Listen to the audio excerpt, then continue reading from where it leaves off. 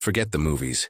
Behind the swinging doors in Tombstone, toasts were often drowned out by gunfire.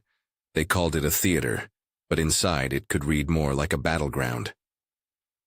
The Birdcage Theater sits at the center of that uncomfortable truth, an establishment that opened in 1881 with the language of refinement, and soon became shorthand for the worst excesses of a mining boom town. If you love peeling back the myths of the Old West, stick around. This is the story of how a house of entertainment became, by reputation and by scars, one of the most dangerous saloons in Arizona. When the Birdcage first opened its doors in 1881, the promise was unambiguous. Period accounts describe an attempt to build something a little more cultured than the average frontier watering hole. Variety acts, live music, a stage where the newest plays might be performed. Contemporary newspapers and advertisements framed it as theater, a place for an audience seeking diversion beyond raw vice. Yet the melting pot economics of Tombstone's mining boom meant that respectability and profit did not always travel the same road. Investors chasing quick returns, an influx of transient miners with pockets of sudden cash, and a local appetite for more immediate pleasures nudged the venue down a familiar path. Names attached to the theater in period records appear inconsistently. Some contemporary reports list proprietors whose spellings shift between accounts. Those inconsistencies are a reminder that many of the details we inherit from 1880s newspapers and memoirs come with margins of error. What is consistent across sources is the trajectory. Within months, the Birdcage's stage began to share space with gambling, drinking, and prostitution. The building's architecture itself facilitated the transformation. Cribs, small, curtained rooms, were installed above the main floor. Below, a basement was converted into a dim card room.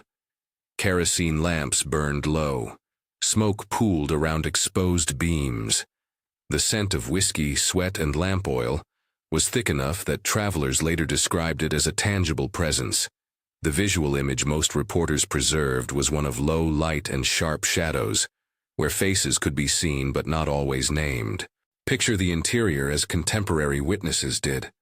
The main room noisy with piano and conversation. Women moving among patrons, their lives tethered to both survival and spectacle. Above, tiny curtained boxes where clients could step away from the crowd. Below, a long poker table where men kept vigil under the dim glow. For many, the Birdcage offered refuge from the cold and a chance to bleed a week's pay at a single hand. For others, the same place was a trap, an environment engineered to keep patrons in place where the house had its rules, and the house took its share. Reports from the time claim an almost mythic poker game in the basement. Accounts vary, but some travelers and newspapers suggested a near-continuous game that ran for years, sometimes described as around the clock for extended stretches. Such claims circulated in the years after Tombstone's boom, and they fed the theater's growing legend. The economics behind the game were straightforward and brutal.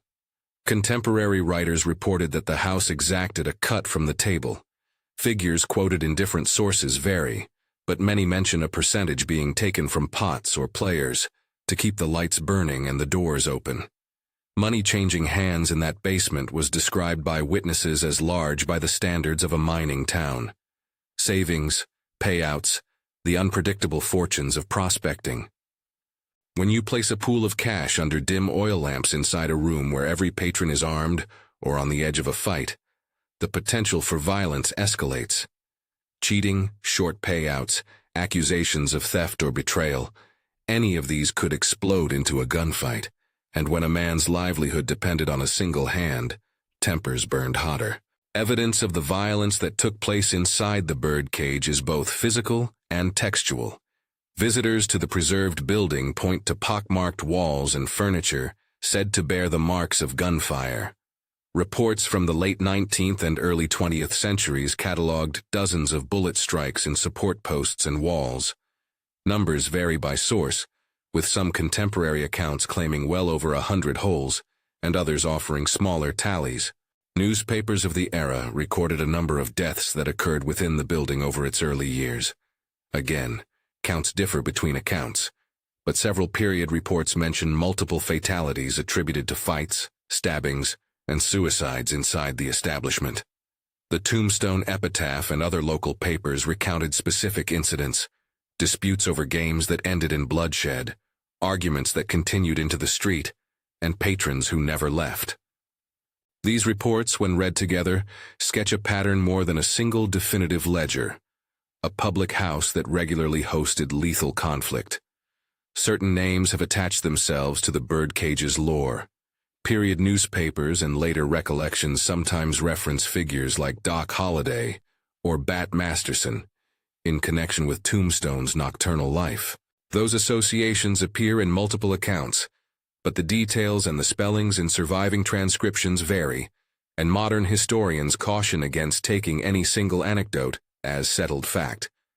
What is certain is that Tombstone drew an array of gamblers, gunmen, lawmen, and the professional women who serviced the town's appetite for entertainment. These archetypes, men who worked the tables, women who managed the cribs, and armed enforcers who settled disputes, are the human cast of the birdcage's story.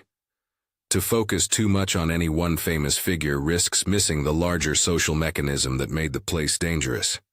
It was less about sainted outlaws, and more about a self-reinforcing economy of vice. That economy depended on a cultural code. Inside the birdcage, the rules were kept by patrons far more often than by any badge.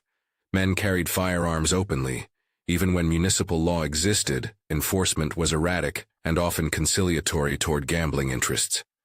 Contemporary reports indicate that local lawmen sometimes maintained a deliberate distance, either through practical calculation or fear. Where a man's life could be forfeit over a debt or insult at the card table, policing could escalate rather than extinguish conflict, and many conflicts were resolved on the spot by those with the quickest draw or the most influence. Gamblers enforced certain behaviors among themselves, and a kind of reputation economy operated. Cheats were ostracized or worse, and a reputation for being violent or uncompromising kept some predators at bay. This was not justice in any measured sense. It was a crude system of deterrence that left the vulnerable with few protections. Within that environment, small incidents could metastasize rapidly. Imagine a hand where a contested card is turned, where a man accuses another of planting a card or withholding a payment, where fingers twitch towards holsters. The piano continues to play. A woman moves through the smoke, hands steady. Men shout, then draw. There are multiple contemporary newspaper accounts of such scenes. Fights that began at a table and ended in one or more deaths, stabbings in the alleys, suicides in rooms above the floor. Reporters tended to describe the aftermath in stark headlines, but the full texture of motives, grievances, and consequences often slipped into rumor and retelling. That slippage is why historians urge caution. We can map patterns, frequent violence, an empowered gambling class, a culture of armed self-help, but not always the intimate truth of each tragic episode.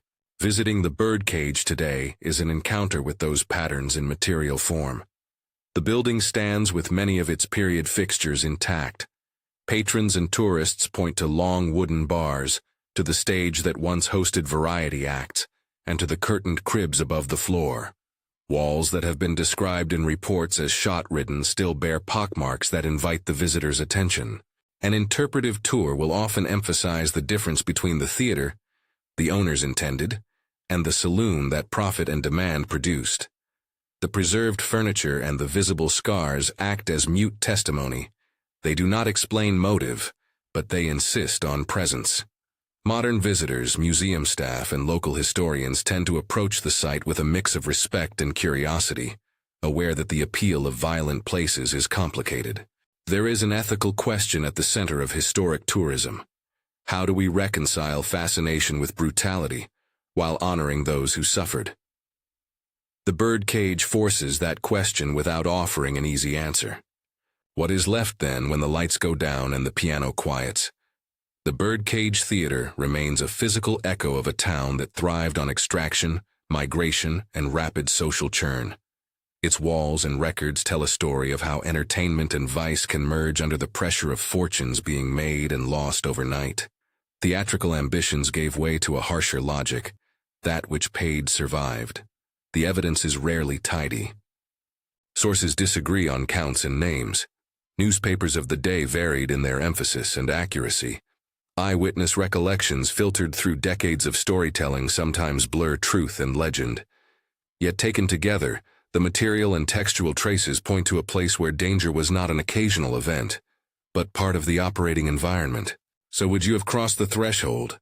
Would you have sat under the dim lamp at a table where the house took a cut, and every man kept his hand near his holster? The question matters because it pushes past glamour. The Birdcage's story asks us to confront what we find compelling about the past. Is it the romance of daring outlaws and dramatic showdowns, or is it the darker fact that many of these narratives center on survival and exploitation? The building still stands, a museum of both entertainment and violence, and when you run your hand along the walls you feel the history in your fingertips, not as a thrill, but as testimony. If this look behind the swinging doors of the most dangerous saloon in Arizona left you wanting more, subscribe for deeper dives into places where myth and evidence collide. And if you ever visit Tombstone, consider reading primary accounts or local archives as you walk those floorboards.